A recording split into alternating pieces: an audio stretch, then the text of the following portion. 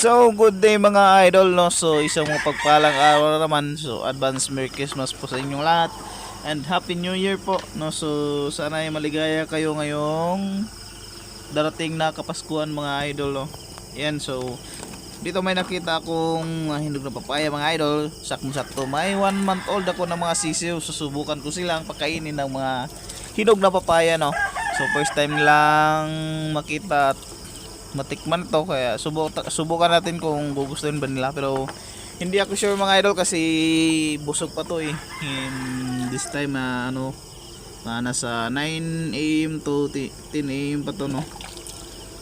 Yan, nililisan ko muna yung mga nililisan ko muna yung kainan nila para alam niyo na, yung mga sisiw natin, no, masyadong sensitive sa mga bakterya. Kaya importanteng malinis yung pagkainan nila, at lalo na yung tubig na iniinom nila mga idol, no. So mga idol, paki-like and paki-share naman yung mga kahit huwag nyo lang muna i-share, i-subscribe nyo naman muna yung YouTube channel ko, no. So para naman mas ganahan pa tayong gumawa ng ibang mga walang kwentang videos mga idol.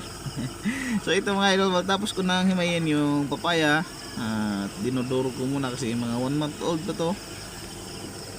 Baka naman masyadong malakihan sila. So ayan, para hindi sila mahirapan sa pagtuka, no, mga idol. So hindi ako sure kung magugustuhan ba nila ito kasi yun na nga, first time pa nila makita at matikman itong papaya. Naka-range na pala sila ngayon mga idol, no. Naka-range na pala yung mga 1 month old na sisiyo natin. Wala na kayong pera. Importanteng i-range sila ng maaga para malayo sa mga para ma-immune din sila sa paligid mga idol. So ayan, Kaon mo na. mabusog pa din tong mga to eh. Hindi din to kakain siguro.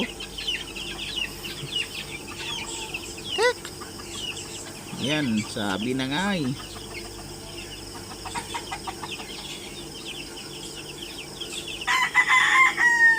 So yun mga idol, no, mukhang hindi nila gusto, no. Pero siguro sa susunod na buwan at ilang buwan pa, for sure magugustuhan nila to. Kakainin nila tong papaya. Ayan, so